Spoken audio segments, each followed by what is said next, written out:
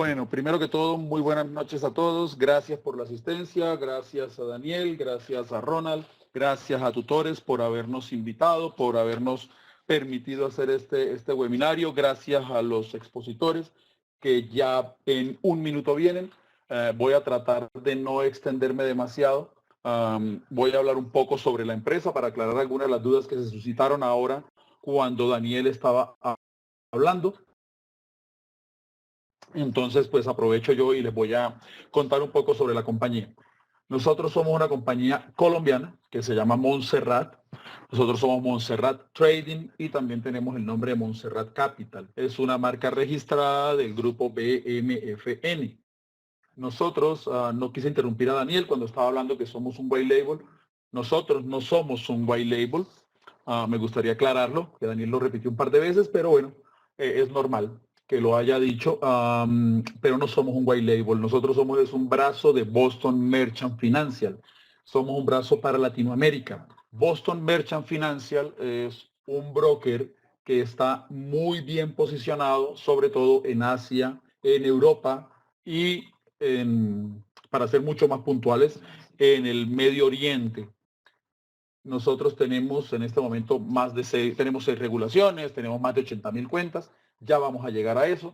Entonces la primera aclaración es esa, nosotros no somos white label, es una compañía, nosotros somos una marca de Boston Merchant, somos independientes en toda la parte administrativa, somos independientes en la toma de decisiones, somos independientes en toda la parte que corresponde al manejo de la compañía en Latinoamérica, pero obviamente para toda la parte del back office, para toda la parte de las regulaciones, para toda la parte de las plataformas, para toda la parte del licenciamiento, trabajamos con todo lo de Boston Merchant Financial.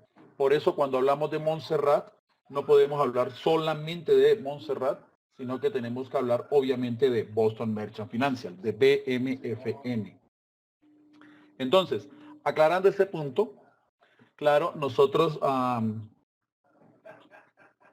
vamos a ver algunas cosas. Por ejemplo, ahí ya alguien dijo, vamos a ver quién lo regula está en Colombia. En Colombia no estamos regulados. Nuevamente, nosotros somos un broker de Forex. En Colombia no hay ningún broker de Forex regulado. Acá la Superintendencia Financiera no permite regulación de broker de Forex. Nosotros tenemos 6 regulaciones a nivel mundial, pero no en Colombia. Nosotros acá en Colombia no hacemos la parte comercial. Por eso estamos haciendo todo con nuestros aliados de tutores en Perú, no en Colombia. Nosotros trabajamos desde acá toda la parte de soporte técnico, mercadeo digital y no la parte comercial, porque eso no está permitido en Colombia. Hay varios países, no solo en Latinoamérica, sino a nivel mundial, que no permiten, por ejemplo, Japón tampoco, ni Sudáfrica, permiten que uno haga nada comercial, no permiten que uno haga nada comercial si no está regulado en el país. Lo que hacemos nosotros y lo que hacen todos los brokers de Forex es utilizar regulaciones internacionales y trabajamos en los países donde se pueda trabajar comercialmente. En los demás países trabajamos de una forma distinta. Como les digo, acá en Colombia nosotros no hacemos nada comercial, nosotros lo que hacemos es toda la parte de soporte técnico. Entonces, acá vamos a hablar de las plataformas inicialmente. Nosotros trabajamos básicamente con 2 plataformas, una que se llama MetaTrader y una que se llama UniTrader. El MetaTrader seguramente ustedes lo conocen, es la plataforma que la mayoría de los brokers de Forex utilizamos. Es la que está o la que más comúnmente se utiliza sobre todo para cuentas muy pequeñas. Pero en nuestro caso no es la única plataforma que nosotros utilizamos. Nosotros también utilizamos una de desarrollo propio que se llama UniTrader. Esta de UniTrader es un desarrollo de Boston directamente y por eso obviamente la promocionamos. La diferencia en las plataformas es bastante claro, pero sobre todo en la parte de utilización, que unas ventanas las tiene, otras ventanas no, de pronto están a la izquierda, de pronto están a la derecha, pero finalmente lo que se transa, los precios, los ticks, son exactamente iguales. Entonces, acá en la primera diapositiva vemos MetaTrader y UniTrader. Cualquiera puede abrir una cuenta con cualquiera de las 2 plataformas o si quiere con ambas plataformas. ¿Qué nos permite Boston y qué nos permite Montserrat? Lo que nos permite precisamente es que desde una sola cuenta podamos tener y podamos trabajar con cualquiera de estas plataformas. No necesitamos abrir cuentas separadas. ¿Por qué elegirnos a nosotros? ¿Por qué elegir a Montserrat, Boston Merchant Financial? Como les digo, nosotros somos una marca de Boston Merchant Financial. Entonces, ¿por qué elegirnos? Bueno, empecemos porque tenemos 6 licencias, 6 reguladores distintos a nivel mundial. Normalmente los brokers de Forex, normalmente ahora contestaremos las preguntas que están surgiendo. Digamos que ya paso mi presentación y empiezo a contestar preguntas. Veo que han preguntado varias cosas. Ahora las tomamos una a una. Entonces, nosotros, lo primero que les digo, ¿por qué elegir a Montserrat y a Boston? Primero porque tenemos 6 licencias distintas. La mayoría de los brokers solamente tienen una licencia y normalmente la tienen en algún paraíso fiscal. Nosotros no estamos registrados en ningún paraíso fiscal, no estamos registrados con licencias que puedan infundirme miedo, sino que estamos regulados por los reguladores con mayor fuerza a nivel mundial. Es decir, estamos regulados en Inglaterra, estamos regulados en Australia, que normalmente son los dos más fuertes y lo que la gente siempre busca. Claro, algunas personas pueden decir, yo quiero regulación de Estados Unidos. Ok, hay solamente 5 brokers regulados en Estados Unidos con algunas características muy específicas para el mercado americano, como poco apalancamiento, no poder hacer hedge, etcétera. Claro, nosotros no somos uno de esos brokers. Hay 5 y bueno, ese es tema de otro, esa es harina de otro costal. Ese es otro tema, los brokers que están regulados en Estados Unidos. Nosotros estamos regulados, como le está diciendo, en Inglaterra, en Australia, en Nueva Zelanda, en Rusia, en la Comunidad Económica Europea y en los Emiratos Árabes Unidos. Nosotros llevamos muchos años en el mercado, tenemos desde 1998 y eso nos permite tener más de 80,000 cuentas de trading, nos permite tener más de 300 white labels, nos permite tener 12 oficinas a nivel mundial y obviamente 2 plataformas. Parece que hay muchas preguntas, ahora lo hablamos, no hay ningún problema, miramos las preguntas y las vamos contestando. Adicionalmente a esto, parece que hay algunas confusiones con quién es Montserrat y quién es BMFN. Como les he dicho desde que arranqué mi presentación, nosotros es una marca de BMFN. Nosotros somos el brazo latino de BMFN, estamos trabajando en toda Latinoamérica. Eso lo pueden comprobar directamente con Boston, no hay ningún problema. Nosotros, ¿qué buscamos cuando hacemos toda la parte por medio de Montserrat Capital? Lo que hacemos es ser un broker 100% latino, como dice Daniel, y es que todo el soporte y toda la atención sea hecha en español y sea hecha por latinos para latinos. Obviamente, Boston Merchant tiene distintas divisiones y distintos brazos a nivel mundial. Entonces uno puede trabajar dependiendo de cada uno de los idiomas con los cuales quiera trabajar con cualquiera de las oficinas. La oficina que tenemos acá en Latinoamérica, la oficina comercial, está en México. En Colombia, como les decía, tenemos toda la parte de soporte técnico y la parte de mercadeo digital. ¿Qué ventajas tiene trabajar con nosotros y no con algunos otros brokers? Primero, la transparencia en la fijación de precios, los spreads y los márgenes que son totalmente competitivos. Hay algo que es importante, nosotros somos brokers totalmente STP, nosotros mandamos SN, nosotros mandamos todas las órdenes al mercado. Es decir, nosotros no hacemos administración, nosotros no administramos el riesgo de las cuentas.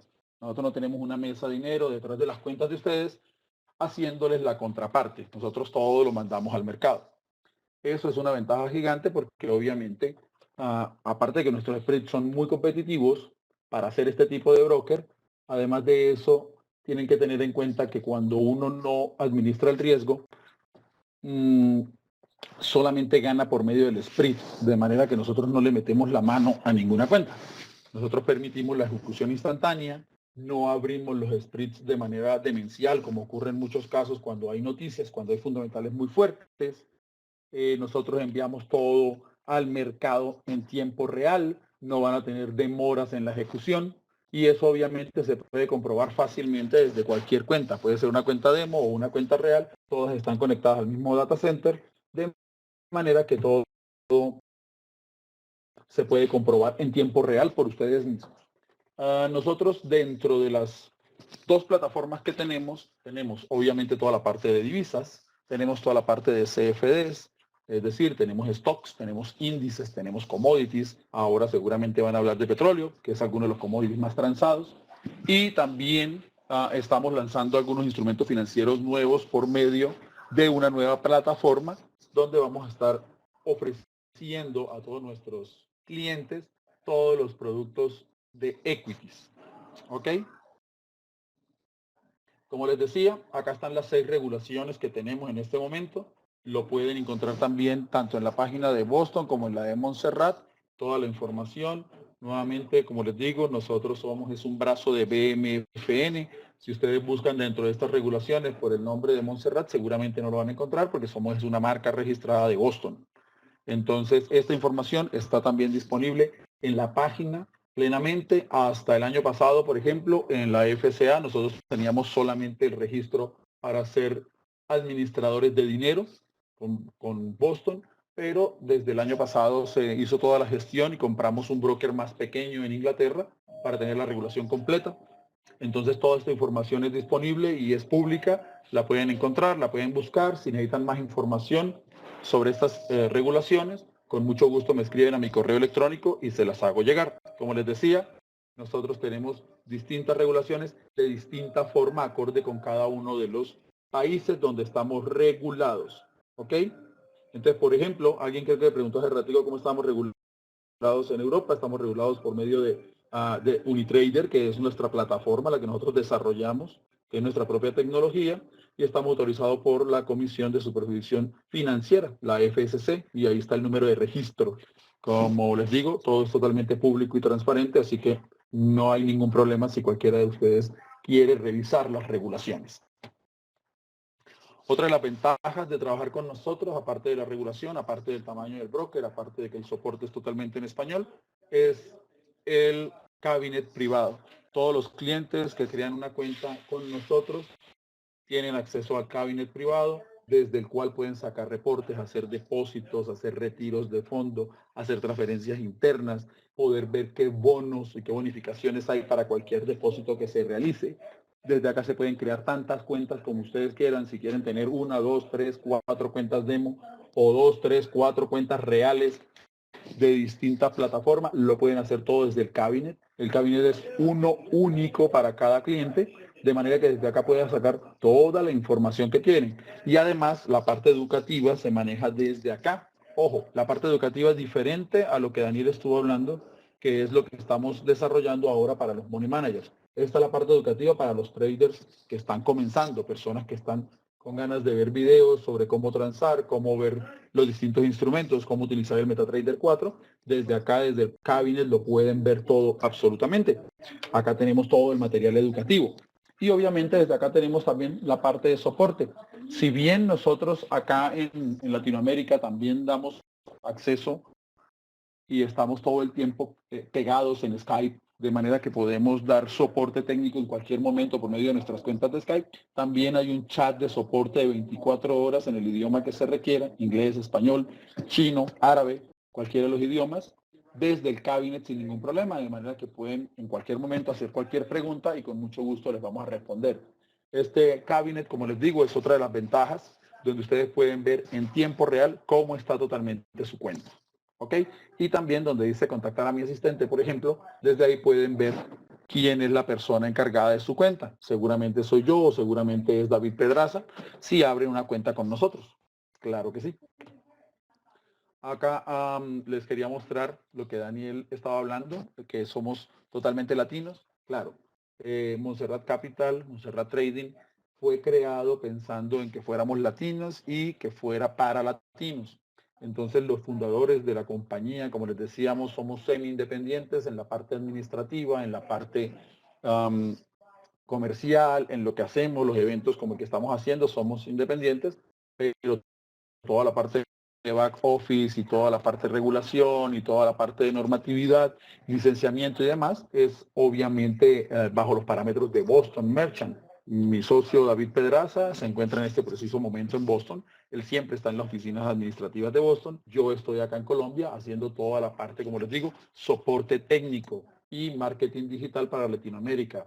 Ojo, acá en Colombia no se puede hacer parte comercial, ni nosotros ni ningún broker de Forex.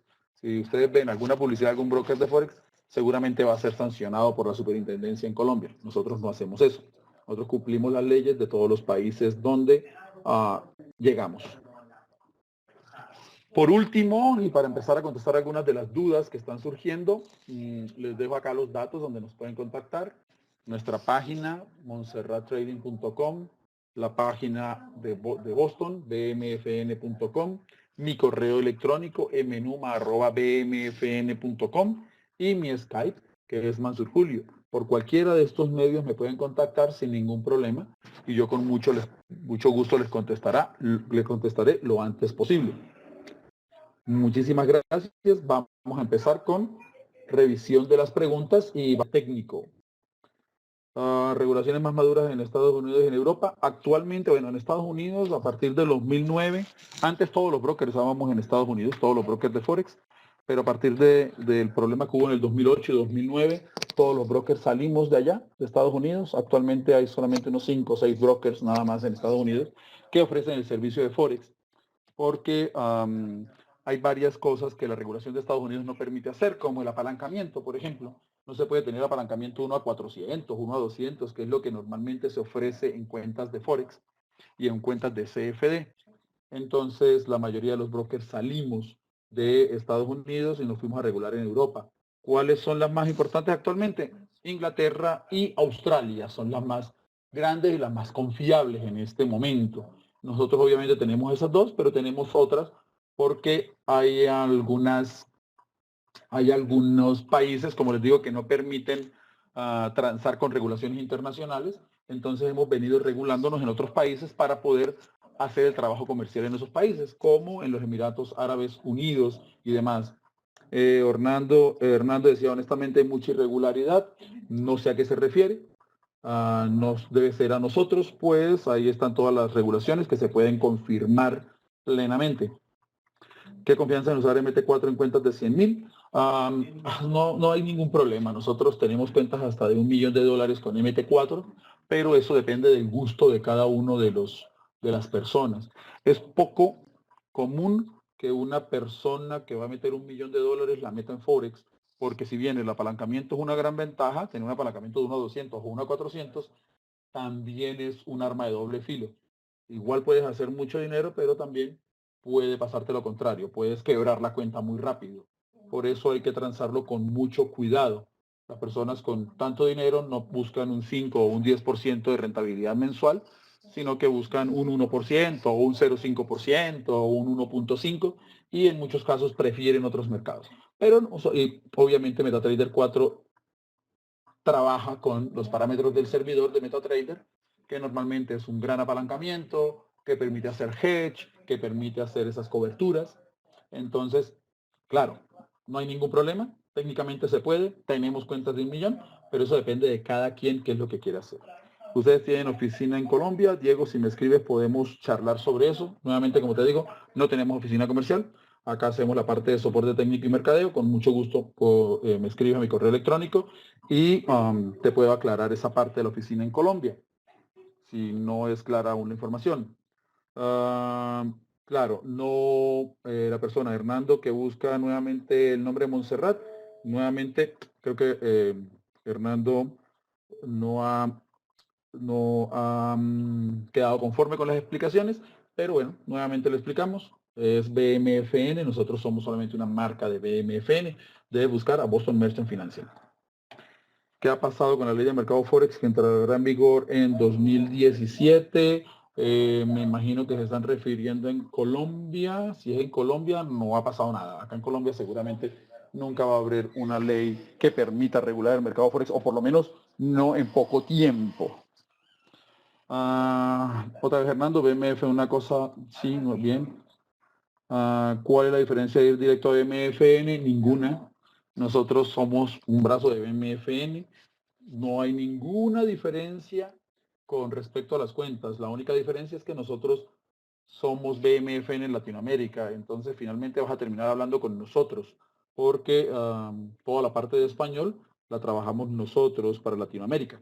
Bueno, si quieres abrir una cuenta y hablar con BMFN en árabe o en inglés, pues seguramente hablarás con alguno de las empresas y las divisiones que tiene BMFN en los distintos países. Si piensas tener soporte en español y hacer toda la apertura en español desde Latinoamérica, pues seguramente terminas trabajando con nosotros, ya sea con David o conmigo o con Diego o cualquiera de los que estamos bajo la marca Montserrat Trading. Pero en la parte de trading, la parte de tecnología, la parte del back office, todo, no hay ninguna diferencia. Es más, los precios seguramente son los mismos, aunque para nuestros IBs y nuestros money managers, nosotros tenemos, como les decía, la independencia de poder hacer la parte administrativa y la parte de negociación totalmente independiente. Es más probable que obtengas mejores precios y mejores negociaciones si eres un money manager o un IB con nosotros que directamente con nuestros aliados en inglés. Obviamente nosotros somos más flexibles, pero finalmente es la misma compañía. No hay ningún lío. ¿Qué otra pregunta hay? Creo que es hasta ahí llegamos, ¿no? Esas son las preguntas que hay. Si hay más dudas, si hay más preguntas, con mucho gusto lo podemos solucionar. Si hay más dudas. Si no hay más dudas, le podemos dar paso a Ronald. Ronald, no sé si haya más dudas. De pronto hay alguien que haya escrito o haya preguntado adicional. No lo tengo acá. O habrán manos levantadas, no sé. ¿Qué tal, Si Mansur? no hay más Veo que has... preguntas. Hola, Ronald. ¿Cómo ¿Qué estás? tal? Disculpa. Muy bien, aquí escuchando Bien. la presentación y también viendo que has respondido a las preguntas que te pusieron ahí. Algunas personas que por ahí tienen algunas dudas y bueno, te las estás solucionando, ¿no? Básicamente, me gustaría dar un poco de énfasis también, ¿no? Aquí que están escuchando todos, en el hecho de decir de que Boston es, por así decirlo, el gigante en los brokers y Montserrat Trading es un brazo comercial de Boston orientado más al mercado latinoamericano. Y como mismo Mansur lo dijo hace un momento, ir directamente a Boston y trabajar con mercado latinoamericano es prácticamente ir directamente con Montserrat. Bien, no sé si quisieras agregar algo más, Mansur, para poder continuar con las ponencias. No, Ronald, creo que la información que dimos es suficiente con los IM. ¿Qué diferencia hay con los IM? No sé qué serán los IM. ¿Será MM o Debe IBs? ser MM, no creo que sea MM o AB. Dice, ¿qué diferencia hay con los Sí, money managers o los introducing brokers? Introducing Brokers. ¿Qué diferencia hay? No sé si la pregunta es, ¿qué diferencia hay con los IBs con respecto a qué? Víctor, creo que es que no te estoy entendiendo la pregunta, Víctor. Qué pena contigo. Dices, ¿qué diferencia hay con los IBs? ¿Qué diferencia hay en cuanto a qué? Si es la diferencia entre qué es un IB y un Money Manager o si es la diferencia de qué diferencia hay al crear un IB directamente con Boston o directamente con Montserrat, que ojo, nuevamente, somos la misma compañía. Nosotros somos una marca de Boston, somos un brazo de Boston. ¿Cuál diferencia hay que con nosotros podemos negociar en español y hacer una mejor negociación, probablemente? Creo que ya vamos a terminar la parte comercial y van a empezar a hablar de broker ya, de petróleo ya. El broker no tiene una cuantía mínima, puede aceptar cuentas muy pequeñas. Obviamente, si ustedes abren una cuenta de 100 o $200, terminarán transando centavos y es bastante aburrido transar centavos. Pero una cuenta para iniciar, una cuenta mínima puede estar alrededor de $1,000, $2,000, que normalmente es con lo que se comienza, pero no hay una cuantía mínima. No hay una cuantía mínima. Ok. Bueno, muy bien, igual, si tienen más preguntas, por favor, me las escriben a mi correo o desde el Skype, se las puedo contestar con muchísimo gusto.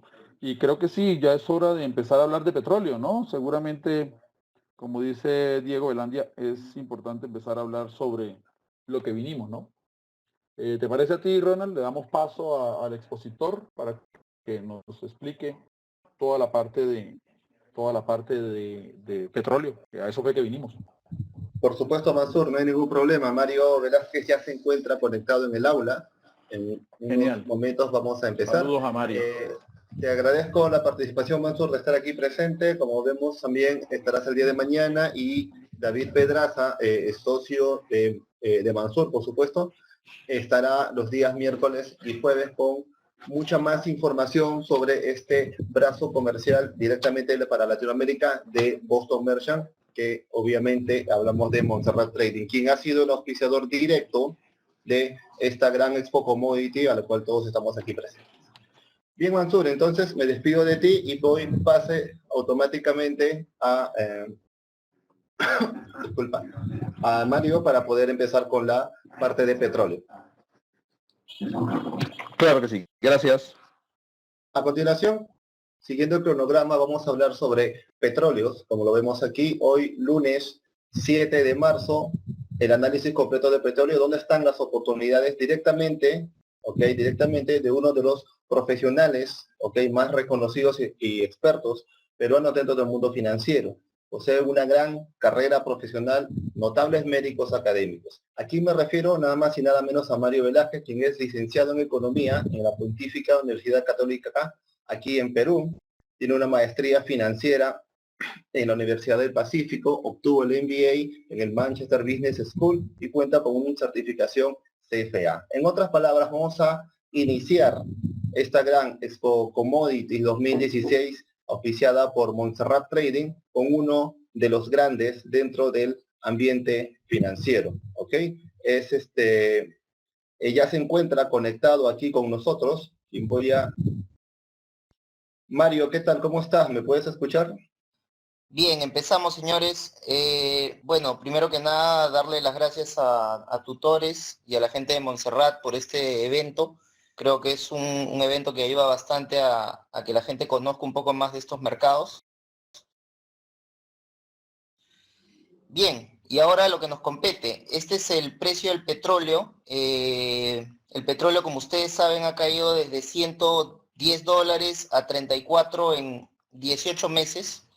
Ha sido una caída bien abrupta, lo pueden ver en el gráfico. Este gráfico lo obtuve de Montserrat Trading para que puedan ver más o menos las aplicaciones que pueden obtener o los gráficos que pueden obtener utilizando esta plataforma. Este es un gráfico de velas de Montserrat y ahí se puede ver, ¿no?, que la caída pues empieza hacia fines del 2014.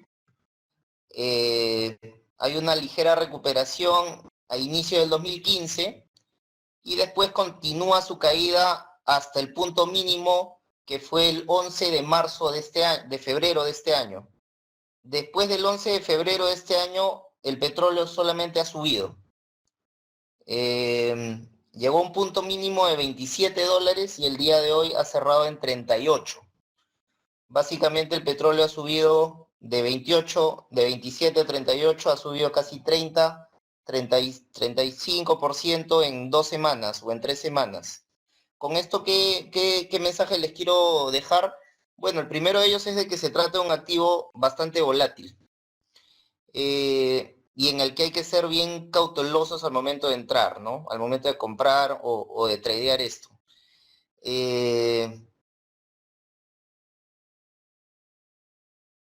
Bien, ¿a qué se debe la caída, no? Esa es la gran pregunta, ¿no? Y acá hay algunos que hablan de que se debe a factores de oferta y otros que se debe a factores de demanda. Para ponerlo en sencillo, ¿qué es lo que ha sucedido? Ahí pueden ver las líneas verdes de Estados Unidos, esto está por trimestres, y ahí se puede ver cómo Estados Unidos ha incrementado de manera sostenida la producción de petróleo trimestre tras trimestre. Y esto se ha debido a la producción de shale gas, o el gas de esquisto, o el petróleo de esquisto. Es una nueva variante del petróleo que básicamente ha logrado inundar los mercados con ha logrado inundar el mercado con petróleo debido a que la extracción de este gas o de este nuevo petróleo que han encontrado los americanos es muy barata. Entonces, hemos tenido un proceso bastante prolongado de incremento en la oferta de petróleo de Estados Unidos que ha sobrecompensado las caídas en producción en otros mercados. Si ven ustedes, pongamos por ejemplo el trimestre 4 del año 2012, teníamos una caída de la producción de Libia por conflictos internos, de Irán, también por temas internos, políticos, y de otros países, que fue compensada en todo caso con la nueva producción o mayor producción americana. Lo que hemos visto durante todos estos, desde el 2012 hasta el 2014, es que más o menos la sobreproducción americana se machaba o calzaba con la menor producción de otros países. Bueno, lo que sucedió a partir del 2014 o fines del 2014 fue de que estos países empezaron a producir niveles normales a los que nos tenían acostumbrados. Entonces, simplemente se generó una sobreoferta por la mayor producción de Estados Unidos. Eso para empezar, ¿no? Hay mucha gente que entiende la caída del petróleo como un tema de demanda, ¿no? Lo cual sí sería un poco más preocupante. Hay los que argumentan de que el petróleo ha caído no por un tema de oferta, de mayor oferta, sino por un tema de menor demanda, lo cual sería preocupante porque denotaría de algún modo una desaceleración global que en realidad yo no veo que esté ocurriendo. Y debido a esto, a esta teórica desaceleración global, es que hemos visto la corrección de la bolsa, la corrección de los mercados financieros de inicios de año. Ahora, yo soy un poco más cauteloso con ese análisis y yo creo más en que esta caída se debe más a factores de oferta, como lo he mencionado al inicio, que a factores de demanda. No veo a la gente consumiendo menos petróleo, si no veo a la gente o a los mercados ofertando mucho más petróleo. Entonces eso para empezar, ¿no? ¿Qué más ha sucedido? Bueno, en sencillo y nuevamente otro gráfico para fundamentar lo que les comento o reforzar esta idea de que la caída del petróleo se debe a factores de oferta, de incremento de oferta, es Estados Unidos ha inundado el mercado de petróleo y ahí podemos ver los mayores incrementos anuales en producción de barriles año tras año. Entonces, por ejemplo, en el año 1991, el que incrementó en mayor cantidad su producción de barriles fue Arabia Saudita, y ahí podemos ver de que Estados Unidos, pues, en los últimos 3 años, 2012, 2013, 2014, ha sido, o digamos, está entre los países que mayor producción ha realizado o ha incrementado en los últimos años. Entonces, esto refuerza un poco la teoría que les mencionaba al inicio, ¿no? De que el petróleo más que nada se ha movido por una mayor oferta que por una menor demanda, ¿no? Además, vale la pena resaltar de que han habido otros factores condicionantes del precio del petróleo. Un factor crítico ha sido de que Estados Unidos, después de muchísimos años, ya está autorizado a exportar petróleo. Esto es algo que no sucedía desde la época de Kennedy. Recordemos, pues, hace 50 años se impuso esta norma por temor a que Estados Unidos se quede sin petróleo en algún momento. Y es más, se crearon estos grandes silos donde Estados Unidos almacenó la llamada o la denominada reserva estratégica de petróleo, ¿no? Estados Unidos ya no está en esa posición, por el contrario, ya está en una posición exportadora. Legalmente ya se puede exportar petróleo de Estados Unidos. Y así lo está haciendo. Entonces ha habido un factor adicional que es Estados Unidos produce mucho más petróleo y ahora puede inundar el mundo con su petróleo barato. Entonces, en este escenario, ¿qué es lo que ha hecho la OPEP? Que es la organización pues que agrupa, el cártel que agrupa a los mayores productores de petróleo. Alrededor del 40-42% de la producción mundial de petróleo proviene de este cártel. Bueno, ellos lo que han hecho es mantener su producción con la finalidad de que los precios caigan y de esa manera forzar a estos nuevos productores americanos a quebrar. Me explico. Justamente acá vemos algo relacionado, ¿no? ¿A quién le perjudica estos niveles de petróleo? Bueno, en realidad la caída del petróleo nos favorece a todos, ¿no? La gasolina es más barata, pero hay algunos perjudicados. Venezuela, Rusia, Arabia Saudita, Qatar, Kuwait, Emiratos Árabes Unidos. Y si vemos aquí este gráfico un poco nos dice con qué nivel de precio de petróleo los desequilibrios fiscales de estos países son saneados. Vale decir, con qué nivel de petróleo los países no necesitan endeudarse para pagar el gasto corriente que tienen todos los años. Bueno, Venezuela necesita un nivel de petróleo de 160, el barril. Rusia de 100, Arabia Saudita de 100, Qatar de 70. Entonces, un poco, ¿qué nos está diciendo esta lámina implícitamente? Que los niveles actuales del precio del petróleo no son sostenibles en el largo plazo, porque estos países que son grandes productores de petróleo no pueden sostenerse fiscalmente en el mediano plazo con estos niveles.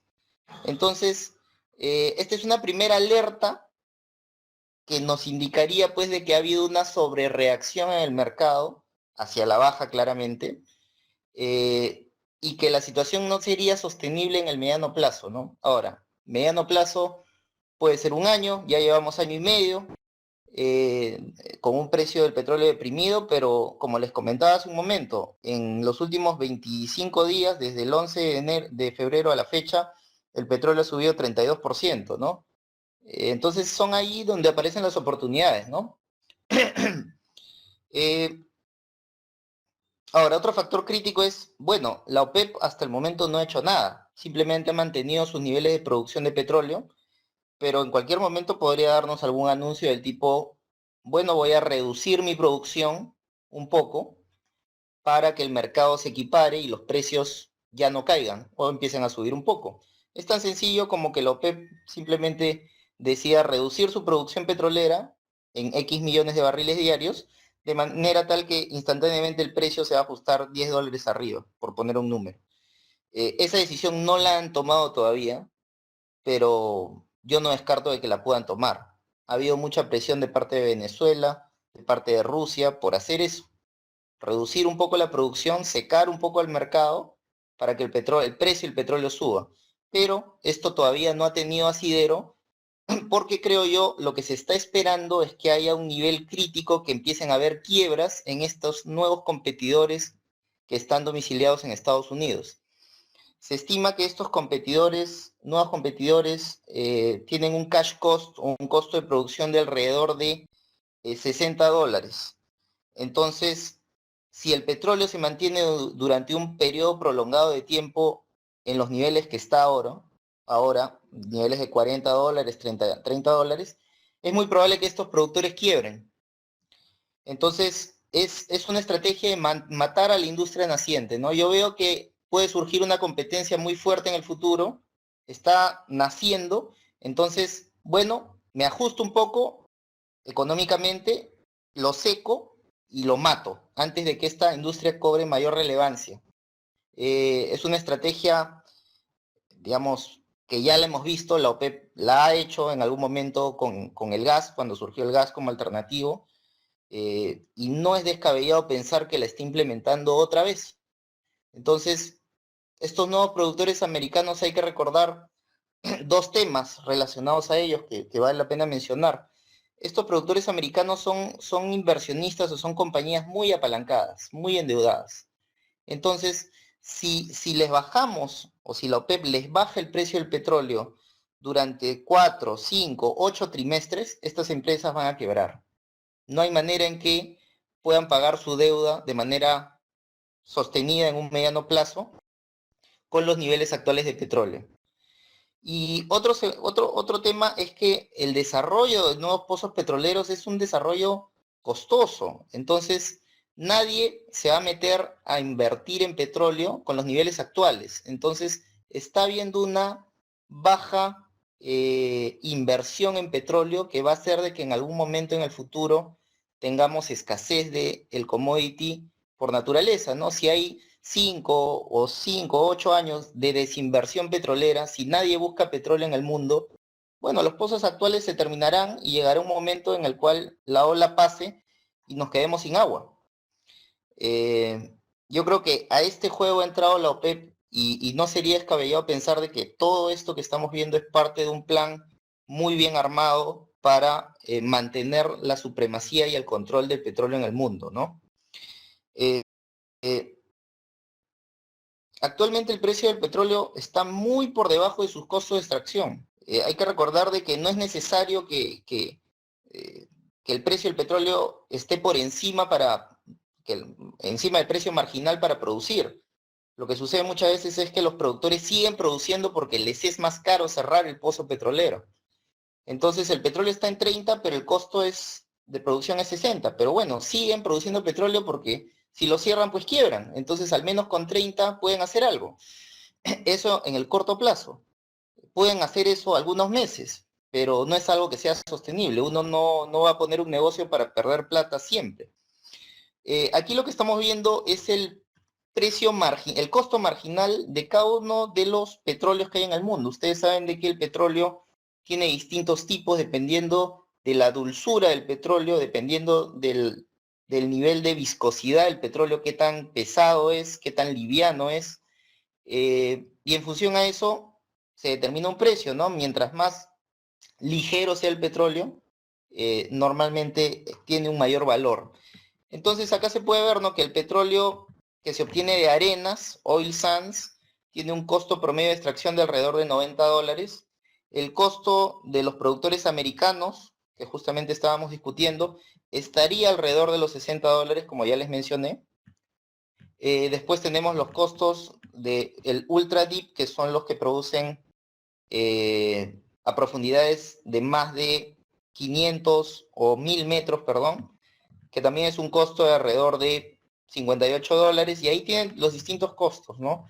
Deepwater, esto es el Golfo de México, que está más o menos en $57, y de ahí llegamos a la zona de Arabia, o de Middle East, donde ahí sí vemos pues de que el petróleo casi está a flor de piel, ¿no? A flor de tierra. No es necesario hacer un pozo para encontrar el petróleo. El petróleo muchas veces está en la superficie. Entonces la extracción es muchísimo más sencilla. No hay extracción, simplemente hay que recogerlo. Y ahí se puede ver, ¿no? Ellos son los que tienen el costo más bajo y los que podrían soportar un tiempo muy, muy largo con un petróleo bajo. ¿Por qué? Porque siempre van a cubrir sus costos de producción, aún el petróleo estando en 30.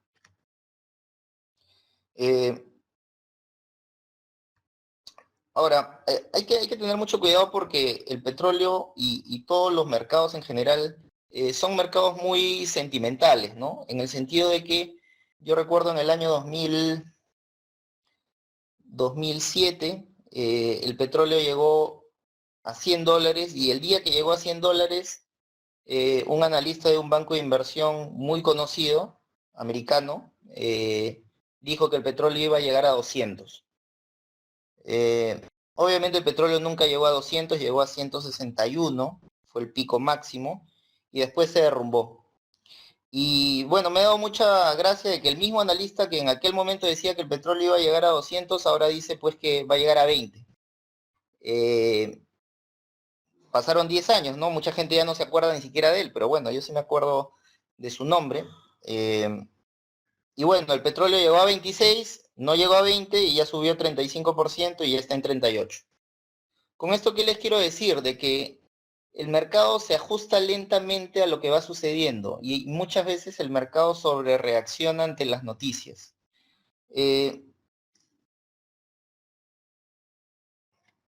Entonces, miren estos recortes periodísticos que estoy poniendo aquí, son clara muestra de la exageración, ¿no? Schlumberger, que es uno de los mayores productores de petróleo del mundo, recortará 9.000 empleos debido a la caída del petróleo. ConocoPhillips y Shell van a hacer billones de dólares en recortes. ConocoPhillips le dice a sus empleados que esperen despidos. Todo esto proviene de Financial Times. Entonces, nuevamente, ¿no? Llegamos a la misma conclusión, ¿no? Las empresas mismas también entran en esta vorágine especulativa y ellos mismos se convencen de que el petróleo o a la industria le va a ir mal y empiezan a despedir gente y empiezan a invertir menos en exploración y eso trae como consecuencia inmediata mayor pánico en el mercado porque todos ven de que esto se va para abajo porque están votando gente y estas empresas pues ya pueden quebrar, entonces se genera una vorágine y una bola de nieve que normalmente hace que se generen buenas oportunidades de compra o de venta. Eh, lo que ha sucedido en la industria petrolera es que las empresas han recortado el personal de manera muy agresiva y sobre todo han recortado los gastos de exploración. Entonces, si uno no busca, evidentemente no va a encontrar. Y lo que estamos viendo es que las empresas petroleras no están buscando petróleo. Hoy día nadie está buscando petróleo en el mundo porque el petróleo está muy bajo. Entonces la consecuencia inmediata de esto va a ser de que, bueno, los pozos petroleros vigentes van a expirar, se van a terminar y ya no vamos a tener petróleo. Entonces en ese momento nos vamos a ir al otro lado porque, bueno, habrán pasado pues 2, 3, 4 años en los que nadie buscó petróleo en el mundo, no ha habido un hallazgo petrolero importante en los últimos 3 años, ni uno solo. Esto es algo que también se extiende a los commodities.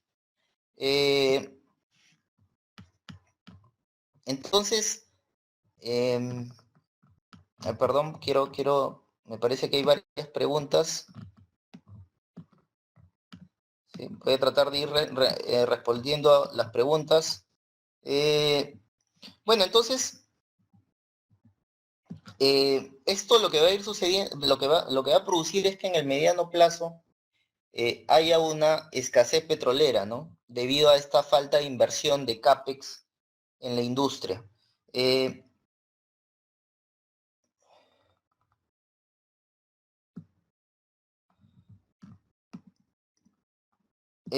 Pedro nos comenta, la empresa canadiense Pacific Rubiales está casi en quiebra por bajos costos del petróleo.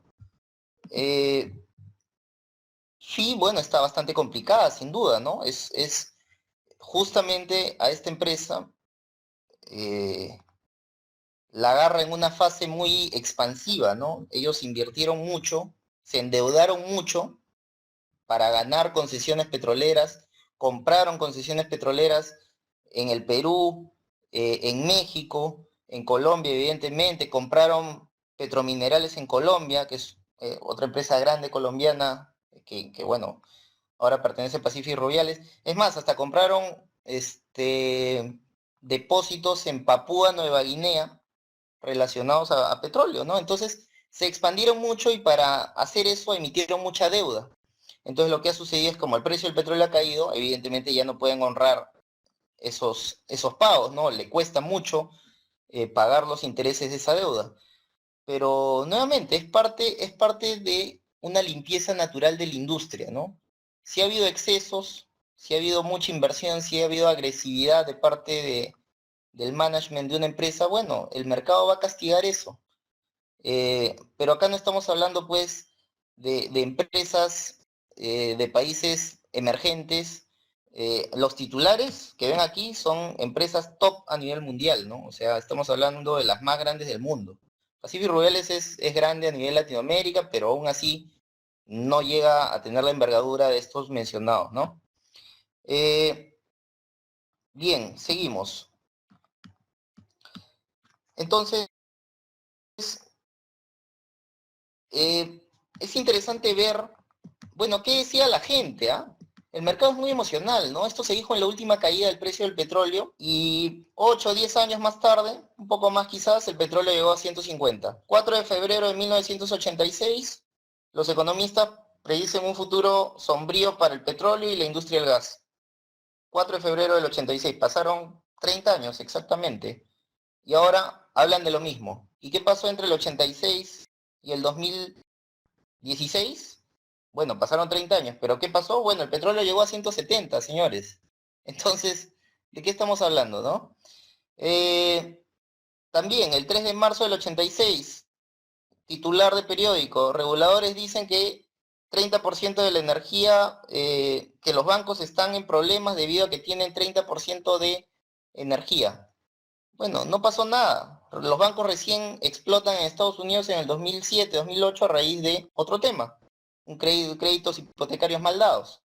Entonces, nuevamente, ¿no? Parece ser de que el mercado está repitiendo lo que hizo en 1986. También en mayo el petróleo ya empezaba a subir, mayo del 86. Subía el petróleo vista como temporal. O sea, el petróleo empieza a subir como ahora, sube 30% y el mercado dice, no, es temporal, eso va a pasar. Y bueno, se fue hasta 160. Y también veíamos lo mismo, ¿no? Chevron, una empresa gigante americana, redujo 12% de su personal. Y bueno, Exxon aparentemente estaba barata, entrando a los años 90 o ve mucha oferta petrolera o energética en los 90. O sea, las mismas empresas entran en esta dinámica de negativismo, ¿no? Entonces, bueno, ¿cuál es la consecuencia de esto? La consecuencia directa, pues, es que hemos visto, evidentemente, un abaratamiento de las acciones petroleras, ¿no? ¿Por qué? Porque no están de moda, porque nadie quiere tenerlas, ¿no? Si vemos, este es el índice de energía del mundo, del MSCI World, y es un performance relativo versus el S&P 500. ¿Qué significa esto? Este gráfico, lo que tenemos aquí es de que ha caído relativamente casi 25% versus el S&P 500. Y se han abaratado 25% respecto a su historia. Ahora, ¿esto puede ser una oportunidad? Sí, puede ser una oportunidad o puede ser reflejo de que el mercado está anticipando aún precios menores del petróleo. Mi impresión es de que ya podríamos estar hablando de una exageración en la caída, ¿no? Y muestra de ello es la recuperación abrupta que ha tenido el precio del petróleo, ¿no? Ha subido $10 en 3 semanas, ¿no? Este es otro gráfico muy interesante y creo que vale la pena verlo en detalle, ¿no? Este es el precio de mercado entre valor en libros. Entonces, ¿qué nos está indicando? Si vemos, la línea roja es el S&P 500 y la línea azul es el precio de las acciones americanas ligadas a energía. Entonces, lo que hemos visto es de que actualmente las acciones ligadas a energía están transando a una vez valor en libros, o inclusive hay varios casos debajo de 1. Entonces, ¿qué nos dice este indicador? Es muy importante entenderlo, ¿no? El valor en libros, cuando uno hace este ratio y le sale a 1, al que lo calcula menor a 1, significa que uno puede comprar esa empresa a un precio menor del que el accionista cuando la creó. Si el accionista cuando creó Shell, los accionistas originales, pusieron $100 para crear Shell, bueno, usted la puede comprar a $80 el día de hoy. Esa es un poco la lógica. La mayoría de empresas del mundo transa como el S&P 500, como se puede ver, en 2 veces y medio. ¿Por qué? Porque evidentemente hay un valor de largo plazo de la empresa, ¿no? El valor en marcha de la empresa.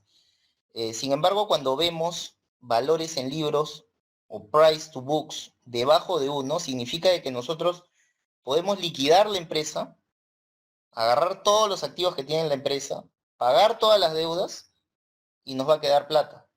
Mucha más plata de la que estamos invirtiendo. Este concepto es muy importante, ¿no? Nuevamente, lo voy a volver a explicar. Cuando uno ve una empresa con un price to book debajo de 1, significa de que yo agarro todos los activos, cierro la empresa, despido a todos los trabajadores, vendo todas las refinerías, vendo todos los pozos, vendo toda la maquinaria, vendo todo, pago todas mis deudas con los bancos, pago a mis acreedores, pago a mi personal, los liquido, pago a la empresa recaudadora de impuestos, pago a todos y después me va a quedar más plata de la que yo invertí. Tan sencillo como eso. Entonces, es algo muy atractivo, porque evidentemente si estas empresas sobreviven, se deberían transar a un múltiplo parecido o a un nivel parecido al que estamos viendo aquí, ¿no? A 2 veces price to book, o valor en libros, o precio de mercado entre valor en libros. Para darles una idea, una empresa grande acá del Perú, el banco más grande, el banco líder, el banco de crédito, transa a 2.5 veces valor en libros. ¿Por qué? Porque es una empresa que tiene 125 años, porque tiene 18.000 trabajadores, una empresa seria, con buen manejo, con un nombre conocido. Bueno, todo eso tiene un valor. Y el mercado le asigna un valor de 2.5 veces lo que hay en el patrimonio. Bueno, en el caso de las empresas petroleras es al revés. El mercado está tan negativo en el sector que le asigna menos valor del que existe a las empresas petroleras. Menos de 1. Entonces, al parecer hay una oportunidad allí, ¿no? ¿Qué cosa estamos viendo aquí? Bueno, claramente acá ha habido una distorsión, ¿no? Si ven, estoy moviendo este círculo para que vean ustedes justamente cómo la línea azul cae, lo cual significa que las acciones de las empresas ligadas a energía se han abaratado. ¿A qué nivel? A un nivel parecido al que vimos en la crisis, mientras que las acciones normales, las acciones del S&P 500, se han encarecido. Entonces, esta brecha o este spread o esta ampliación de la diferencia está en máximos históricos. Si ustedes ven la historia desde 1976, pueden ver de que nunca ha estado en este rango, ¿no? Con esta diferencia, lo cual nos indicaría una de dos cosas. O la bolsa americana está muy cara y debería caer, o la bolsa ligada a energía está muy barata, o las acciones ligadas a energía están muy baratas y deberían subir. El mercado normalmente se ajusta a sus medias históricas y alguna de las dos cosas debería suceder. Bueno, el comentario que les pongo aquí es justamente lo que les había comentado, ¿no? Los que compren acciones ligadas a energía hoy estarán pagando menos de lo que pusieron los dueños originales para constituir la empresa. Este es el XLE, ya entrando a vehículos que son invertibles y digamos que ustedes pueden utilizar o comprar. La fuente de este gráfico es Bloomberg. Y ahí pueden ver, ¿no? Precio mínimo del petróleo, 11 de febrero de este año, y ha habido un rebote importante, una subida importante en niveles de 55 a 60, casi 10% en las acciones de energía. Sin embargo, todavía vemos una fuerte caída, ¿no? Esto viene de 103 a mediados del 2014 y hoy por hoy está a 59, pese a la subida. Por lo tanto, si bien ha recuperado, tiene muchísimo espacio para recuperar, ¿no? Y nuevamente, creo que aquí ha habido una sobreexageración, ¿no? Otro tema que puede ayudar a la recuperación de este índice es que las empresas empiecen a mostrar resultados un poco más positivos, ¿no? Si el petróleo se estabiliza en estos niveles, en 40, entre 40 y 50 durante 1 o 2 años, yo creo que le va a dar bastante tranquilidad al mercado. Lo que el mercado teme es que el petróleo siga cayendo. Y bueno, por lo pronto ya ha dejado de caer y es más, ha empezado a subir. Por lo tanto, técnicamente, viendo el gráfico, parece ser de que estamos empezando a ver un rebote en acciones ligadas a energía. Ahora, hay que tener cuidado cuando uno invierte en acciones ligadas a energía porque no todas son iguales y no todas nos van a dar la exposición que nosotros queremos. ¿A qué me refiero? El XLE, que es el ticker o el nombre con el que lo pueden buscar, incluye no solamente las productoras de petróleo, incluye también las refinadoras de petróleo y las transportadoras de petróleo. Entonces, en sí, no es del todo un índice puro que claramente nos va a decir, o si el petróleo sube 10%, este índice no va a capturar toda la subida, porque también tiene acciones ligadas a empresas refinadoras, que evidentemente no les afecta tanto el movimiento del precio del petróleo.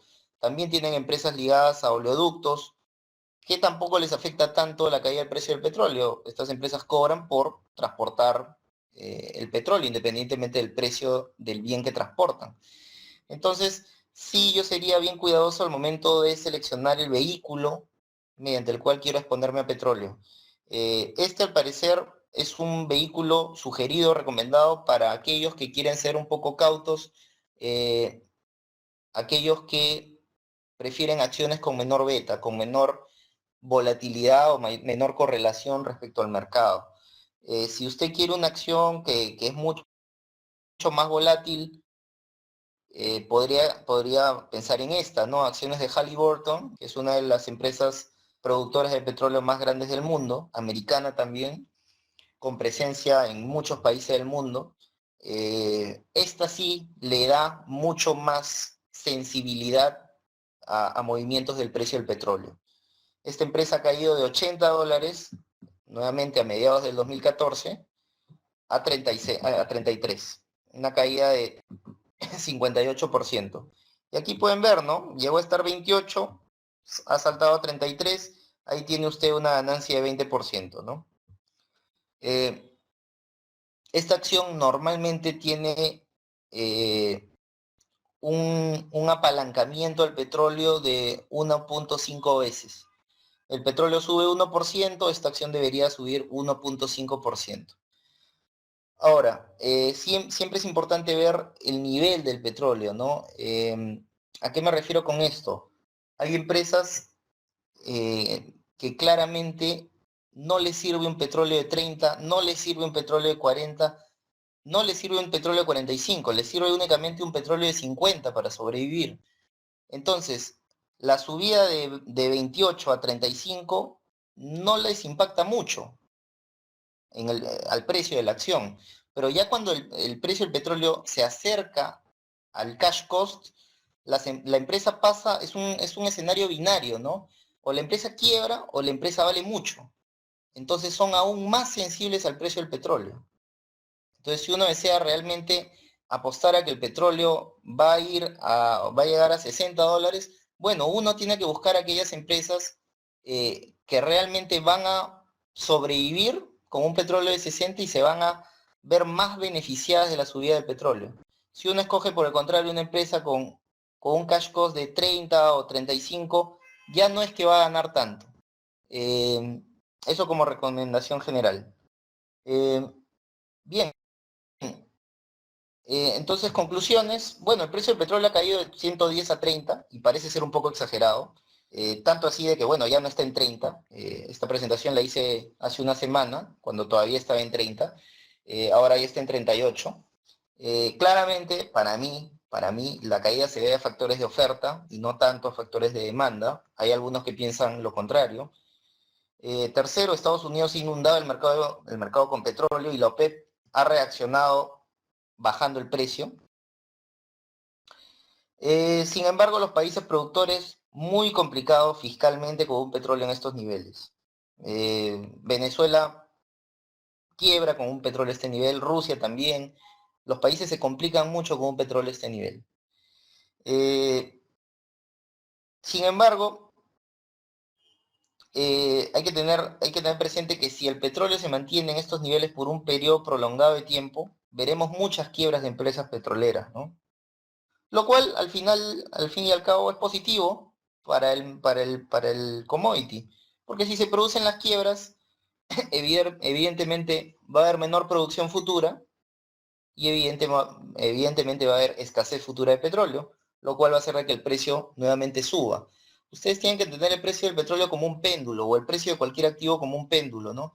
Se mueve de un lado a otro, a veces con mayor exageración, pero siempre debería regresar a su precio de equilibrio. Aparentemente $28 no es un precio de equilibrio para el petróleo. 28 dólares son 100 soles acá en Perú, más o menos. Eso no puede costar un barril de petróleo, ¿no? Debería costar un poco más, creo, ¿no? Pero bueno, el mercado lo llevó hasta ese nivel, ¿no? Y bueno, ahora hemos visto la recuperación. Tercer punto, o sexto punto, perdón, actualmente el precio del petróleo muy por debajo de sus costos de extracción promedio. Esto pues está llevando a que las empresas tengan pérdidas permanentes ya durante varios trimestres, lo cual no es sostenible. Muchas de estas empresas van a quebrar y cuando quiebren, las empresas grandes que sobreviven van a comprar a las pequeñas. Se va a dar un proceso de integración de la industria y lo que va a generar eso es que no se invierte durante muchos años. ¿Por qué? Porque las empresas grandes van a haber gastado mucho dinero en comprar lo que queda de las empresas quebradas. Entonces van a estar pensando más en comprar otras empresas que en buscar petróleo, que es el negocio para el cual fueron creadas.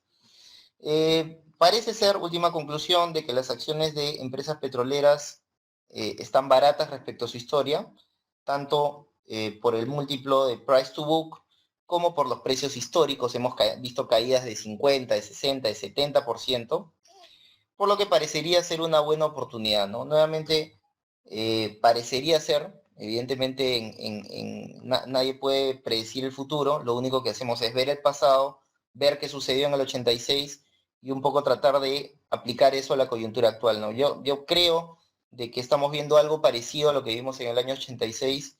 El petróleo debería recuperar, debería estabilizarse, no en $100, pero en $60. Y bueno, de 38 a 60 hay casi 70% de subida, ¿no? Entonces, si uno escoge una buena acción petrolera, tiene la posibilidad de multiplicar eso por 1.5 veces, uno puede tener una ganancia de 100%, ¿no? Si escoge la empresa adecuada y si el precio del petróleo recupera a $60, ¿no? Así que es cuestión de buscar bien la empresa y de sobre todo ser muy disciplinado, ¿no? Si uno llega a esos niveles, vender y siempre trabajar con stop losses también, que creo que es algo que se ha tratado en algunas oportunidades en tutores. Bueno, eso es todo por mi lado y ahora puedo responder todas las preguntas que quieran.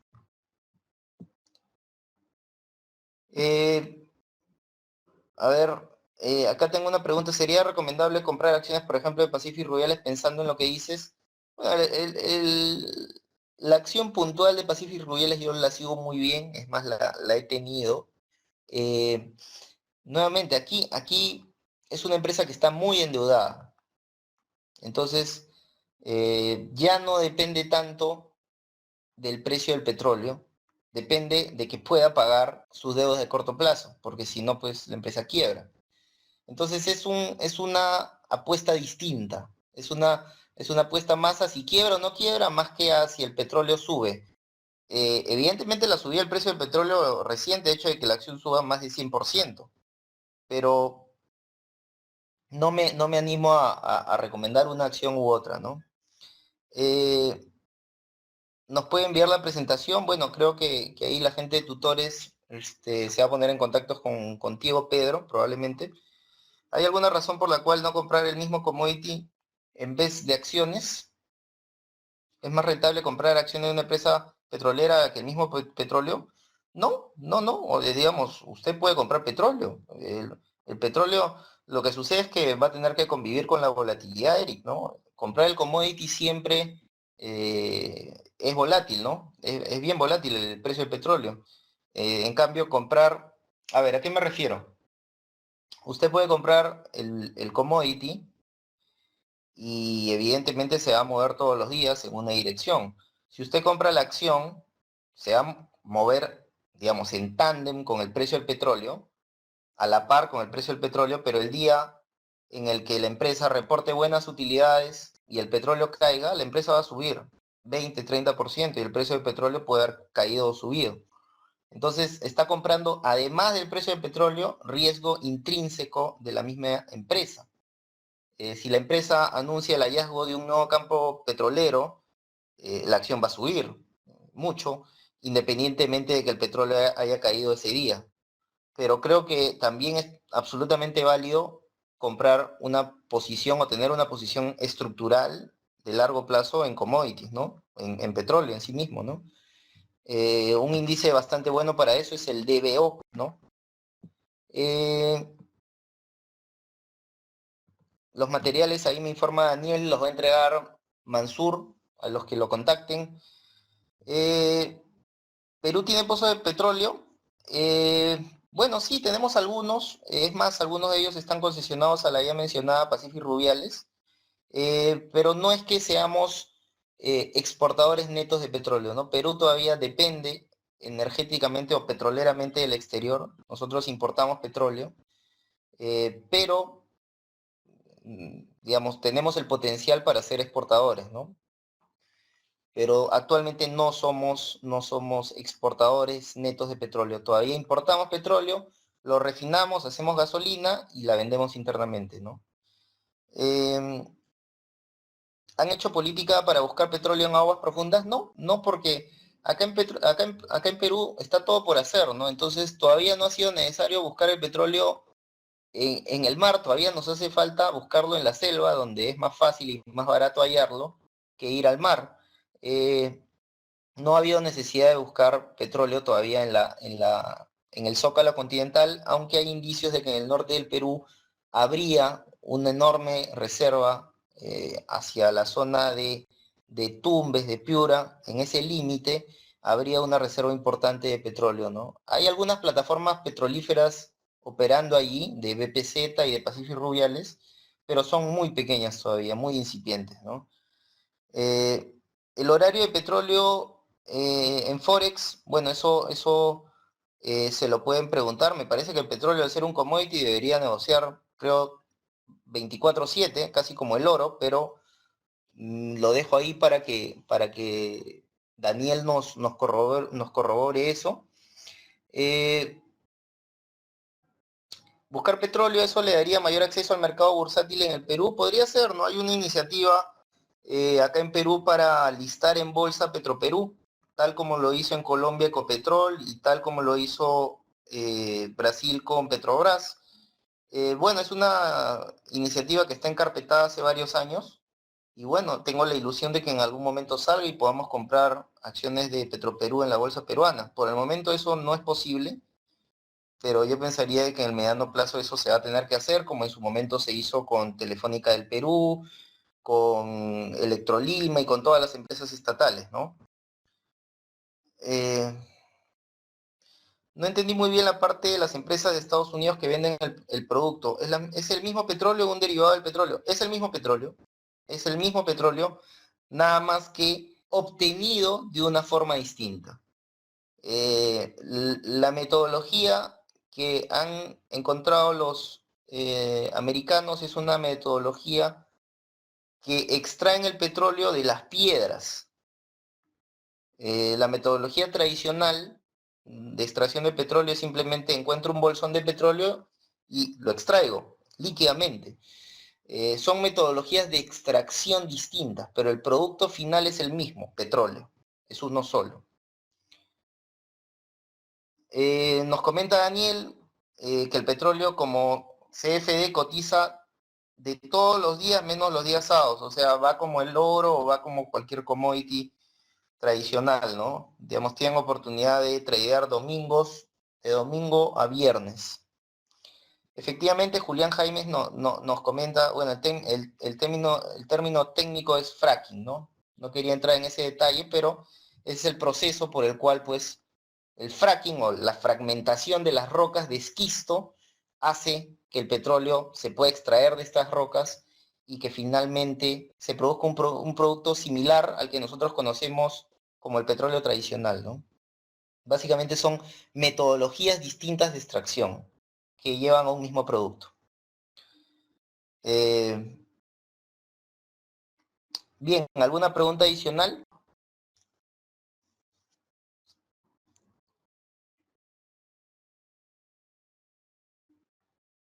Si tuvieran alguna pregunta, por favor, háganmela saber.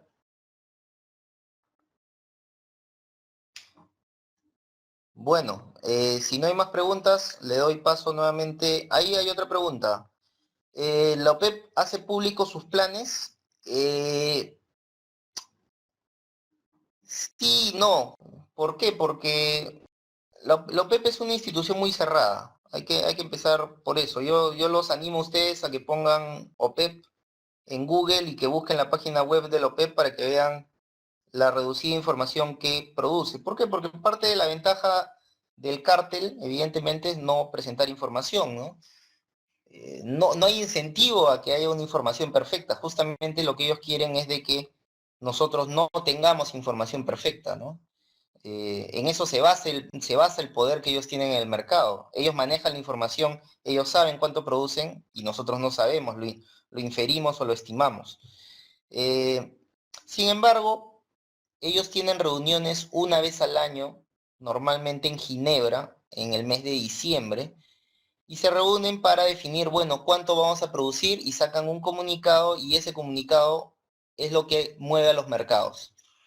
La reunión crítica fue la de diciembre de 2014, reunión en la cual ellos no hicieron nada, no recortaron su producción y eso hizo de que el petróleo caiga hasta el 11 de febrero pasado.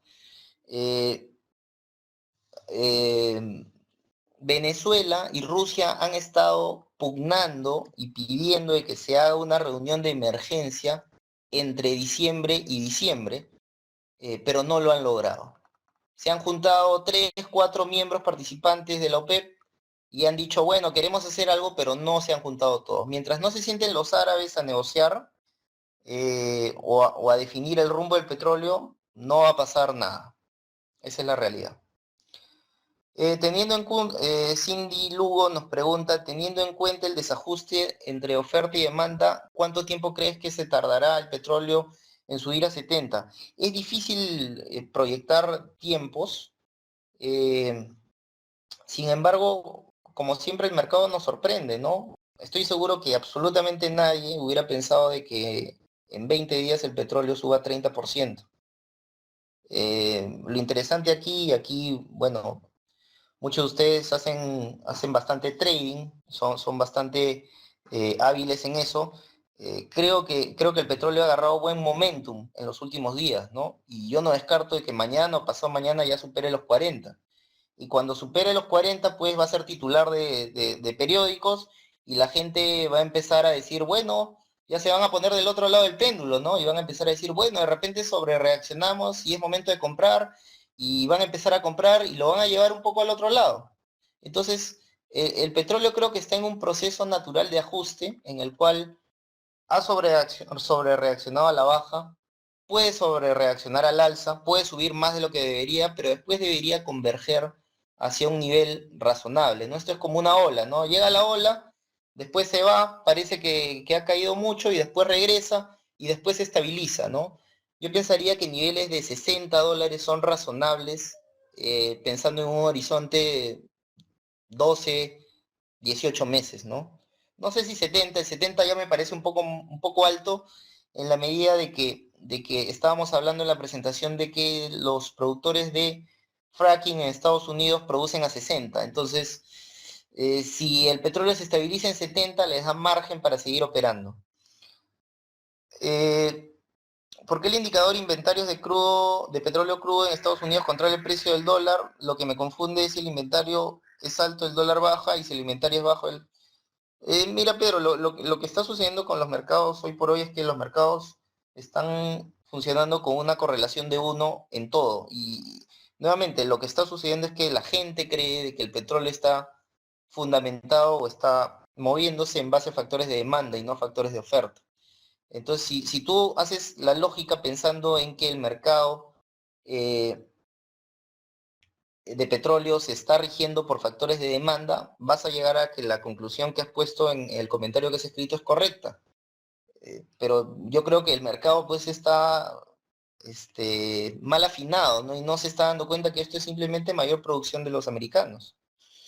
Teniendo en cuenta, nos dice John Ramos, teniendo en cuenta la reunión de la OPEP, el petróleo podría seguir bajando por debajo de los 30. Bueno, estuvo un día debajo de 30 o 2 días debajo de 30, llegó a 27, fue el precio mínimo, el 11 o 12 de febrero, me parece, 11 de febrero, y después, como les he mencionado, ha rebotado y hoy día ha cerrado $38. Entonces, de 28 a 38 es una subida de 35%, ¿no? Ya no está largamente muy por encima de $30, ¿no? ¿Tanto puede producir Estados Unidos como los árabes? No puede producir tanto, pero sí, como hemos visto en la lámina al inicio, Estados Unidos ha incrementado su producción en el 2012, 2013, 2014 y 2015. a niveles bien importantes, bien grandes. Entonces sí, ya es un jugador grande, grande. Lo que sucede en Estados Unidos, ¿por qué Estados Unidos no es miembro de la OPEP? ¿No? Algunos se preguntarán. ¿Por qué? Porque la producción está en manos de privados. Entonces no es como en Venezuela, que está en manos de PDVSA, no es como en Colombia, que está en manos de Ecopetrol, no es como en Arabia o en Rusia, que la producción de petróleo está mayoritariamente en poder del Estado y se siente el ministro de Economía, es el que va a la OPEP a hablar del petróleo, representando a sus países. En Estados Unidos no. En Estados Unidos son un grupo de privados, o sea, jamás se van a sentar en la OPEP. Y son muchos, entonces no es que tengan un poder, no son un brazo fuerte, no son un puño. Eh, bien, ¿alguna otra pregunta? No sé si tienen alguna otra duda.